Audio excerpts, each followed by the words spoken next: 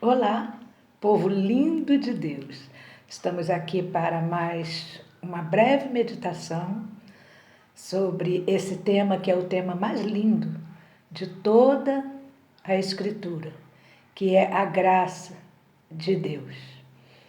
E nós hoje vamos meditar um pouquinho sobre uma palavra usada por Jesus, a palavra jugo. Nós vamos meditar sobre essa palavra. Certa vez Jesus convidou seus discípulos para subir com ele um ponto mais elevado, ali em Jerusalém, uma montanha. E ali ele se sentou e seus discípulos se sentaram em torno dele para aprender com Jesus.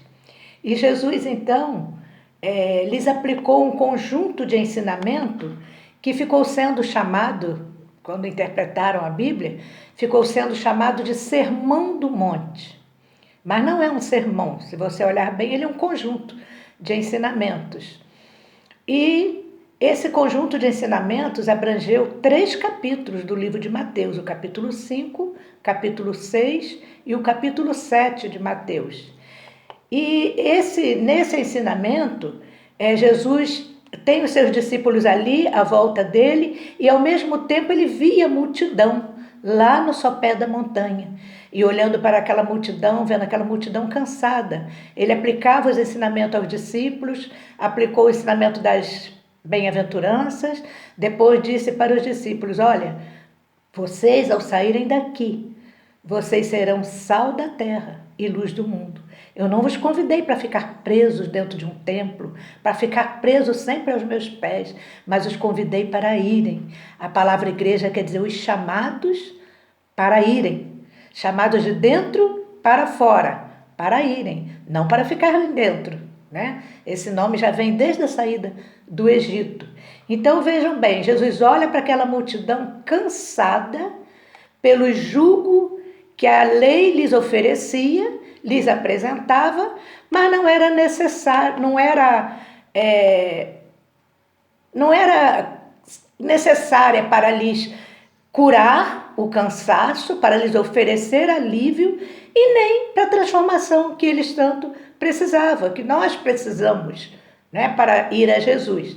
Então Jesus se mistura à multidão e faz o seguinte convite para eles: vinde a mim, todos vós que estáis cansados e sobrecarregados, e eu vos aliviarei.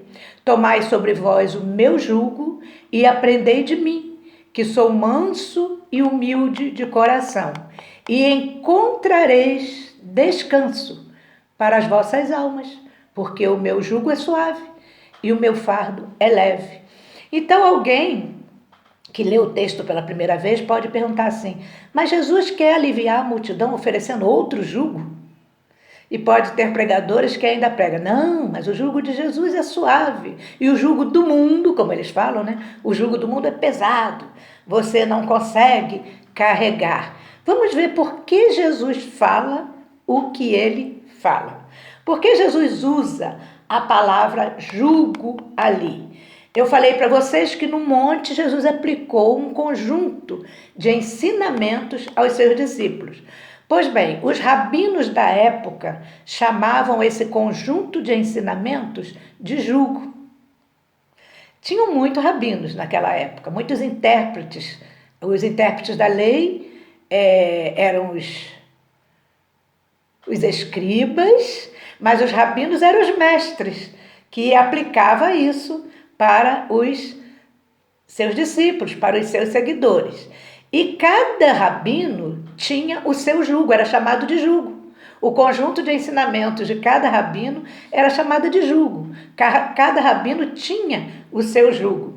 E ao interpretar os textos da lei, cada rabino dava uma interpretação, colocava uma coisa a mais. Por exemplo, na Bíblia manda guardar o sábado, mas os rabinos eles tinham assim muitos mandamentos só para o dia de sábado. Por exemplo, um rabino ensinava que no dia de sábado a pessoa poderia caminhar 100 metros desde que não levasse peso nenhum, não levasse carga nenhuma. Outro rabino já ensinava que ele podia caminhar 100 metros levando alguma carga. Então variava, eu citei algo simples para vocês entenderem. O jugo de um rabino para o outro variava. Vamos ver o que o apóstolo Paulo vai dizer sobre isso no capítulo 15 do livro de Atos. Agora, pois, por que tentais a Deus, pondo sobre a cerviz dos discípulos, seguidores, alunos de Jesus, um jugo que nem nossos pais puderam suportar e nem nós. Viu como era chamado de jugo? O conjunto de ensinamento da lei. Agora me digam, não é assim hoje? Você vai para uma igreja, você recebe o convite para ir para uma igreja. Chega lá, são tantas regras. Estatuto da igreja que passa a ter mais valor na vida dos seus discípulos do que as próprias escrituras, do que o que as escrituras dizem. Campanhas, ordenanças, jejuns, dias e mais dias de culto que você tem que cumprir. Mal sobra tempo para você ficar com a sua família. Eu sei que tem pessoas dentro desse sistema religioso que não janta um dia da semana com sua família, porque não dá tempo para isso.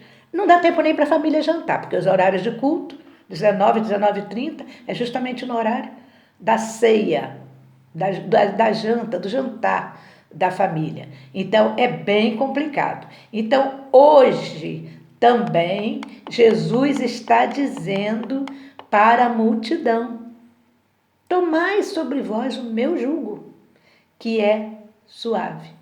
Aos crentes da igreja de Éfeso, aos Efésios, Paulo diz o seguinte: porque pela graça sois salvos, por meio da fé. E isso não vem de vós, é dom de Deus. Não vem das obras, meu irmão. Não é por obras que você vai conquistar o reino dos céus. Não é por obras. Não vem das obras para que ninguém se glorie. Eu trabalho mais na igreja do que fulano, eu não falto a um culto, eu sou líder do círculo de oração, então eu sou mais crente do que as outras mulheres da igreja. Meu irmão, você vai para o céu igualzinho o outro que está vivendo um cristianismo puro e verdadeiro, que está vivendo a graça de Deus. Só que você vai para o céu mais cansado do que o outro que está vivendo na graça. Então não vem de obras para que ninguém se glorie. Até a fé que você precisa ter para caminhar com Cristo, para viver na graça de Cristo, até essa fé é dom de Deus, não vem de você. Só quem tem essa fé são os escolhidos por Deus. Nós não escolhemos Deus, nós não escolhemos Cristo, foi Ele quem nos escolheu. Querido, fizemos nada, nós não fizemos nada e nós não fazemos nada em troca da nossa salvação. É graça de Deus, é graça sobre graça. Viva na graça, carregue sobre si o jugo de Jesus, que é leve e suave. Viva em graça, graça sobre graça. Que Deus te abençoe, meu querido.